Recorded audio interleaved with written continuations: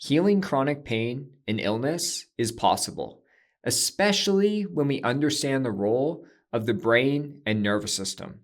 Most chronic symptoms occur because our nervous system is stuck in danger mode. In my therapy practice, I often see people unintentionally fueling this danger response with certain habits that are making their pain and symptoms worse.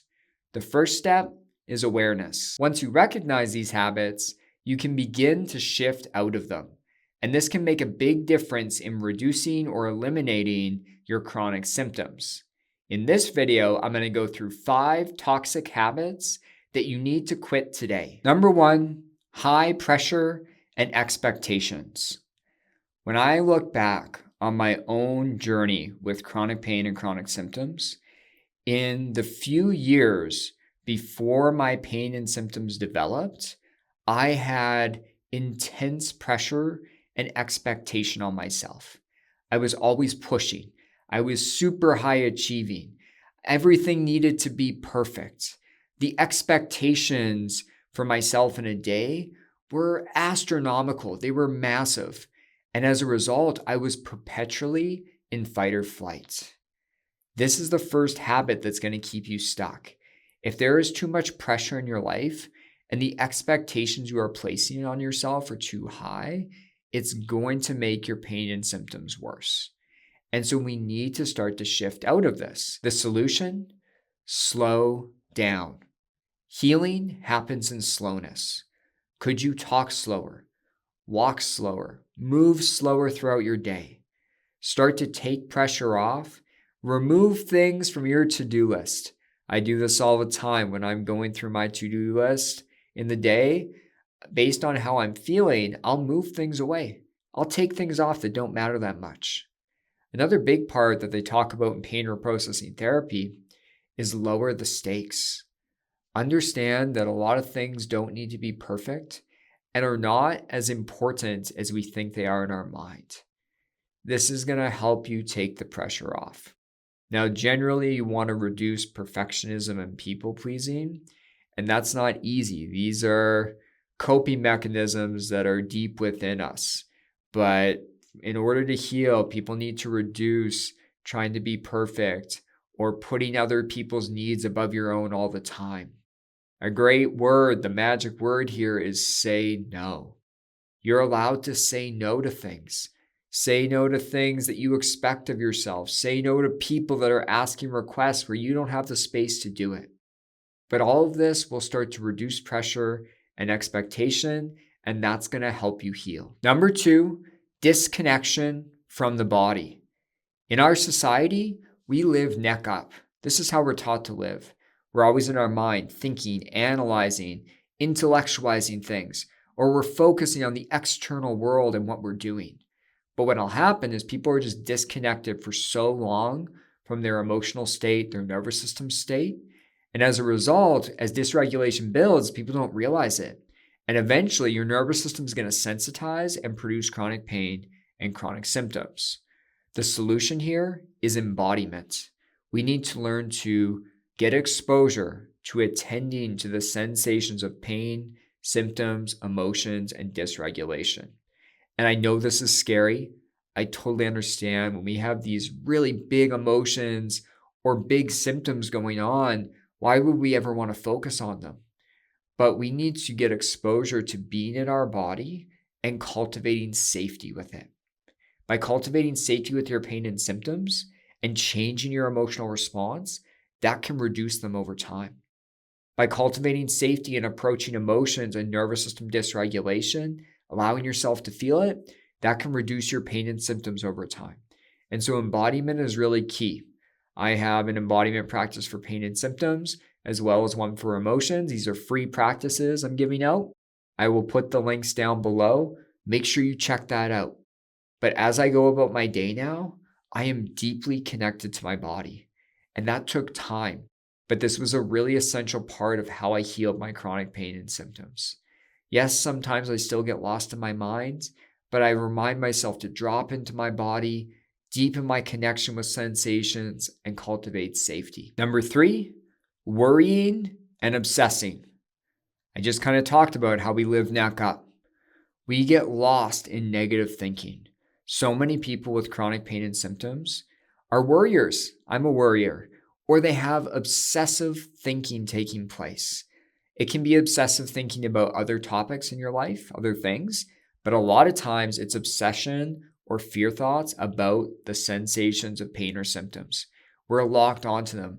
When I was in pain, I was thinking about my pain in a fearful way 80% of my day. And it's really hard to create safety when that's taking place. Now, yes, we need to do embodiment and attend to the body and learn to drop in, but you also need to learn to work with your thinking. This is the solution. Start to challenge your fearful thoughts, your catastrophizing thoughts, your obsessive thinking. Start to challenge it. Remind yourself, this is probably not true, and it's definitely not helpful to think in this way. So become aware of it and don't buy in. Don't buy into these fearful thoughts. It's just your mind chattering away. That's what our minds are good at. And we can choose to not buy into it. And then cultivate safer self-talk. Safe self-talk is something I talk about a lot on my channel. I think it's really vital. Again, don't lie to yourself, but start to give yourself more balanced ways of thinking. For example, right now, I'm having a pain flare. Let's say you're having a pain flare. You're having some really scary, obsessive thinking about it. Remind yourself, I've had pain flares before. It comes back down. By using some of this nervous system work, I can actually reduce this, and over time, my symptoms could become eliminated.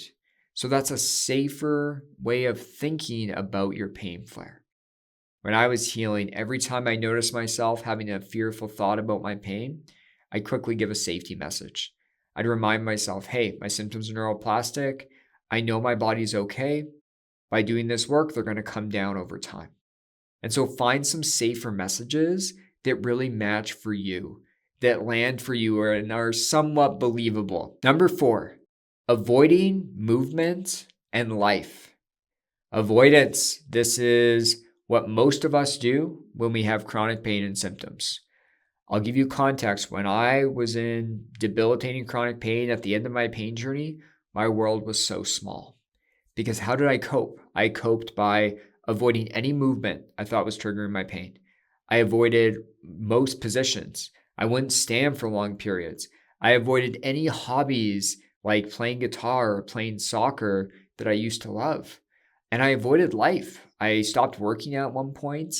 And again, I don't want to ever for people to start to blame themselves for that.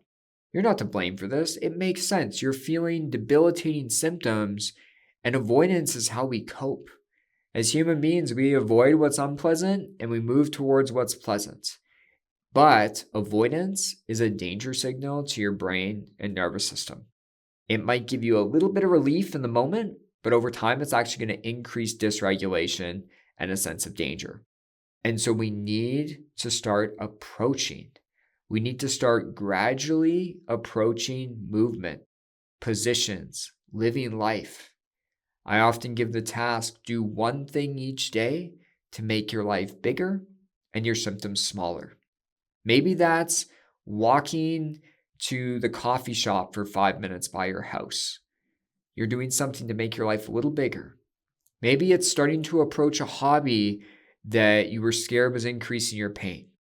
You need to do this slowly, gradually, and with psychological safety, but it's really essential. I have a video, 6 strategies to break condition responses. So condition responses happen with pain and symptoms where, for example, walking gets linked with your back pain. But when pain and symptoms are neuroplastic, and they often are, it's a mistaken association that's taken place. And so that video that I'll put down below, it helps you break that apart. My first thing that I did was with walking because I avoided almost all walking. And so I slowly started to walk 2 minutes a day, and then 5 minutes, and then 15 minutes.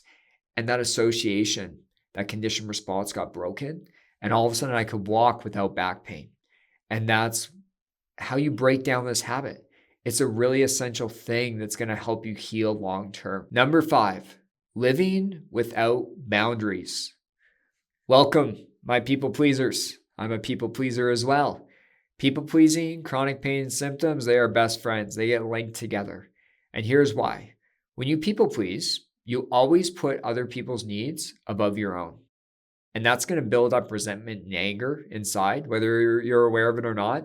It is going to make you feel very resentful, always putting other people's needs first. But then because you're a people pleaser, you're not going to express it. And people pleasing long term in an excessive way is going to create a lot of dysregulation.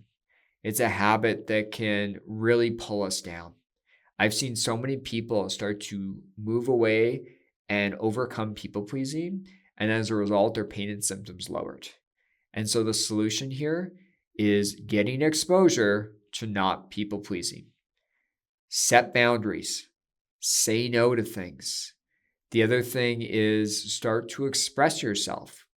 For example, the other night, my partner did something that irritated me.